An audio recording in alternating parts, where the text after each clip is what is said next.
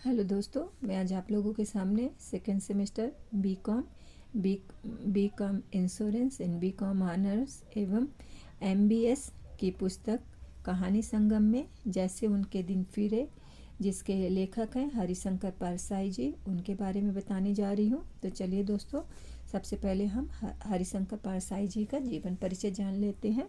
तो हरिशंकर परसाई जी का जन्म 22 अगस्त 1924 को हुआ था और इनका जो निधन है 10 अगस्त 1995 के हुआ था। ये हिंदी के फेमस व्यंग्यकार व्यक्ति थे और इनका जो जन्म स्थान है होशंगाबाद के पास जो जमानी गांव है वहाँ पे हुआ था। यही पहले लेखक है जिन्होंने व्यंग्य को एक विधा का दर्जा दिलाया था। तो इनकी जो कहानियाँ हैं, जो व्यंग है, आपने फर्स्ट पीयूसी में पढ़ा होगा, निंदा रस पढ़ा होगा और सेकंड पीयूसी में आपने पढ़ा है भोला राम का जीव। तो वैसे ही हम जैसे उनके दिन फिरे इनके बारे में पढ़ने जा रहे हैं।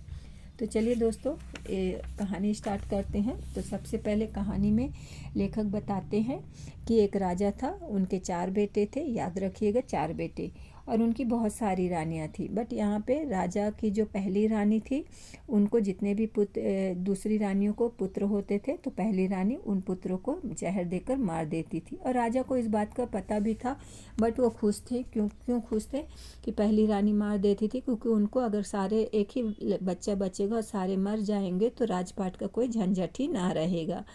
तो यहाँ पे उनके जो मंत्री थे, नीतिवान, जानते थे कि चाणक्य का आदेश है कि अपने पुत्र को भेड़िया समझो। तो इस तरह से बड़ी रानी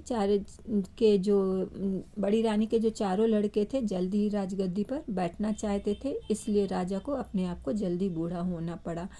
तो एक दिन राजा साहब ने अपने 4 पुत्रों को बुलाया और बोला कि मैं अब चौथी अवस्था मतलब वानप्रस्थ आश्रम में जाने के लिए प्रवेश कर रहा हूँ। राजा दशरथ के जब कान के बाल सफ़ेद हो गए थे तब उन्होंने अपने बेटे राम को बुलाकर राज्याभिषेक करना चाहा था।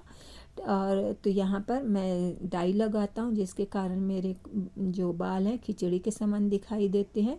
तो मैं संन्यास लूँगा और मैं ऊपर जाऊंगा, स्वर्ग को लोग जाऊंगा, वहाँ का लोग सुधारूंगा। क्योंकि जब तुम लोग वहाँ पे आओ तो तुम लोग वहाँ पे भी ऐशो आराम कर सको। बट ये गद्दी है, ये जो सिंहासन है, इस पर एक ही व्यक्ति बैठ सकता है, इस पे चारों तो आ नहीं सकते हैं। अगर किसी तरह धक्का मुक्की करके आओगे भी तो किसी के बैठने के लिए जगह भी नहीं होगी, कोई ना कोई तो गिरेगा ही। इसलिए मैं दशरथ जैसे गलती नहीं करूँगा कि मैं एक ही को मतलब सिंहासन दूँ। मैं तुम चारों की परीक्षा लूँगा और 1 साल के लिए तुमको इस राज्य को छोड़कर, और तुम लोगों ने क्या धन कमाया है, क्या कौन सी काबिलियत हासिल किया है, उसके बारे में आकर मुझे बताएगा। और वो दिन कौन सा होगा? फाल्गुन की पूर्णिमा के दरबार में उपस्थित होना होगा। तब मैं निश्चित करूँगा कि कौन सा पुत्र है जो कि इस सिंहासन के लायक है। तो इतना कहकर जो चारों पुत्र थे राजा को बिना मन से प्रणाम करके चले। अब यहाँ पे चारों पुत्र जो थे पड़ोसी राज्य में पहुँच गए। चारों के चारों उन्होंने 4 रास्ते बना लिए। तो उन्होंने अपने पुरुषार्थ को, अपने साहस को और किस्मत को अब जाने के बाद ठीक 1 साल के बाद पूर्णिमा के दिन राज्यसभा में चारों लड़के हाजिर हुए। राजा सिंहासन पर बैठे बड़े प्रसन्न थे। उनके पास जो कुछ भी नीचे आसन में मंत्री बैठे हुए थे, जैसे भाट, भिक्षुक, चाटुकार, सब ये बैठे थे।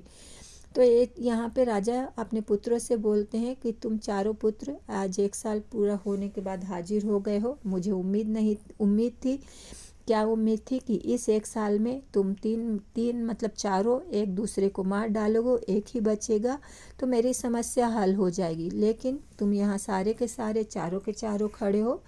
तो अब बताओ कि तुम इस 1 साल में तुम लोगों ने कितना धन कमाया है। तो राजा साहब ने सबसे पहले बड़े पुत्र की तरफ इशारा किया। तो जो बड़ा पुत्र था वो पिताजी से बोलता है कि पिताजी, मैं ईमानदारी और परिश्रम मेरा मानना है कि ईमानदारी और परिश्रम बहुत आवश्यक गुण है। इसलिए मैं एक व्यापारी के यहाँ गया और बहुत परिश्रम करके बोरे ढोने का काम किया और मैंने एक वर्ष में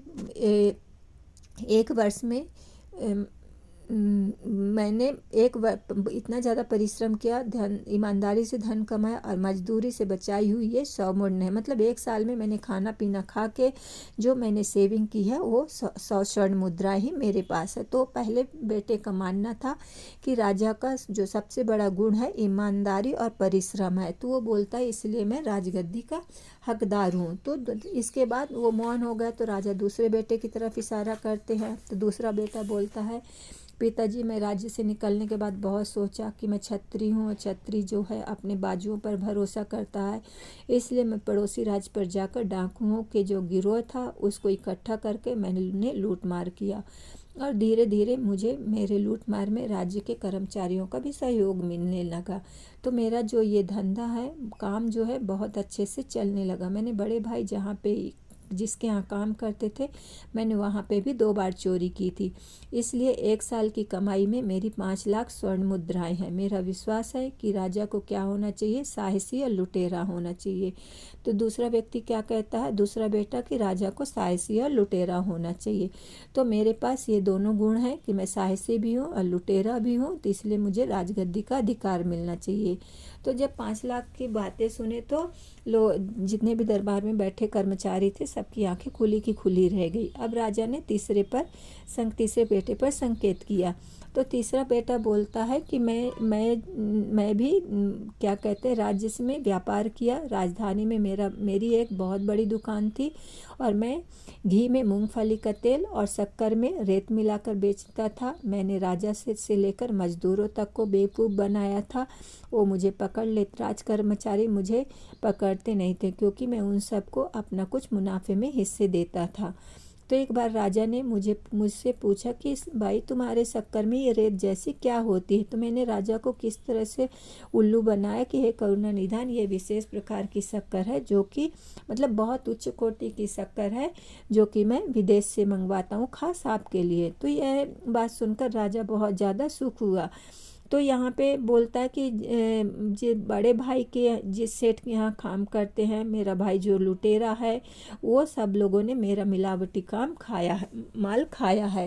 तो इस प्रकार से तीसरे बेटे का मानना है कि राजा को बेईमान और चालाक होना चाहिए, तो जिससे वो राज्य टिक सकता है। तो इसलिए मैंने 1 साल में 10 लाख स्वर्ण मुद्राएं कमाई हूँ। तो 10 लाख की मुद्राएं को सुनकर दरबार की आंखें खुली की खुली रह गई। तो यहाँ पे तीसरे बेटे का क्या मतलब है कि राजा को कैसा होना चाहिए, बेईमान और धूर्त होना चाहिए। तो यहाँ पे अब राजा 3 बेटे की बात सुना, अब चौथे बेटे की बात पास आता है। तो चौथे बेटे का जो वेशभूषा था जो है बहुत ही साधारण थी। मोटे कपड़े पहना था, साधु संत के बाल ब्लैड थे, बाल सिर नंगा था, मतलब सिर में कोई बाल ही नहीं थे और बहुत ही ज़्यादा खुश था। तब वहाँ पे बोला, राजा पूछे, तब वो बोलता है कि मैं जब दूसरे राज्य में पहुँचा तो मुझे सूझा ही नहीं, समझ में नहीं आया कि मैं काम क्या करूँ। पर एक जगह मैंने देखा कि ये सेवा आश्रम। तो मैं अंदर गया तो अंदर देखा तो वहाँ सेवा आश्रम में 3-4 आदमी जो हैं बहुत सारी स्वर्ण मुद्राएं गिन रहे थे। तब मैंने उससे पूछा कि भाइयों, तुम ये धंधा कौन सा करते हो कि तुम्हारे पास इतने सारे स्वर्ण मुद्राएं हैं। तब वो व्यक्ति बोलता, त्याग और सेवा। तो मैंने बोला कि त्याग और सेवा तो ये धर्म है। तो उसमें से एक व्यक्ति चिढ़ गया और बोला, जाना भाई तू अपना काम कर, मेरे ऊपर क्यों। बट मेरी आंखें जो है उस स्वर्ण मुद्राएं में ललचाई हुई थी। फिर मैंने उससे पूछा कि भाई आप लोग करते क्या हो। तब उसने बताया कि भाई हम अभी तो बताए कि त्याग और सेवा ही हमारा काम है, तो तू बहरा है क्या। तब उसने बोला कि मेरी दशा देखकर उसको मेरे ऊपर दया आ गई। तो उसने बोला कि तू भी ऐसे ही काम करना चाहता है, सीखना चाहता है। तो बोलता, हाँ मैं भी बहुत सारा स्वर्ण कमाना चाहता हूँ।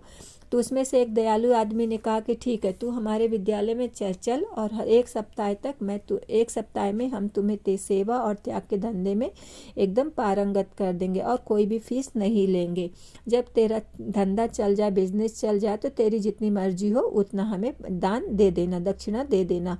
तो वो बता रहा है कि पिताजी मैं सेवा आश्रम में शिक्षा प्राप्त करने गया। मैं वहाँ बहुत राजसी ठाठ से सुंदर वस्त्र पहन के, अच्छा टेस्टी भोजन करके, और जो जितनी भी सुंदरियाँ थी, लड़कियाँ थी, मुझे पंखा झलती थी।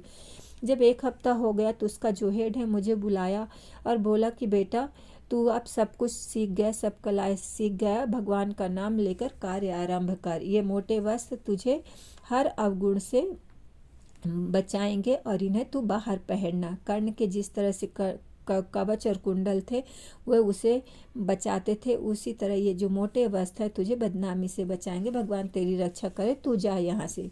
तो इस तरह से बस मैंने उसी दिन से मानव सेवा संघ खोल लिया, प्रचार कर दिया कि मानव मात्र की सेवा करना ही हमारा धर्म है। हमने इसी को आगे बढ़ाना है।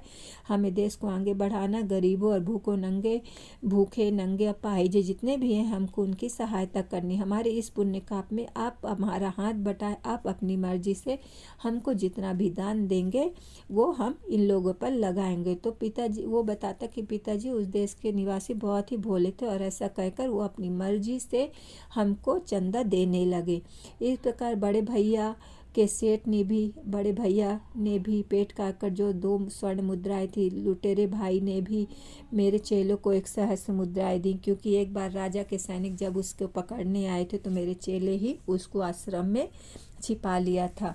इसलिए पिताजी उस चौथे बेटे का मानना है कि इस प्रकार पिताजी राज्य का आधार धन है और राजा को प्रजा से धन वसूलना आना चाहिए, मतलब धन निकालना आना चाहिए। ऐसी विद्या होनी चाहिए और प्रजा बिना किसी ना नुकुर के प्रसन्नता पूर्वक वो धन को किसको दे दे, अब राजा को दे दे। इसलिए ये सारे गुण और मेरे पास है और मैंने इस 1 साल में 20 लाख स्वर्ण मुद्राएं मतलब मेहनत से कमाई है, चंदे से कमाई है।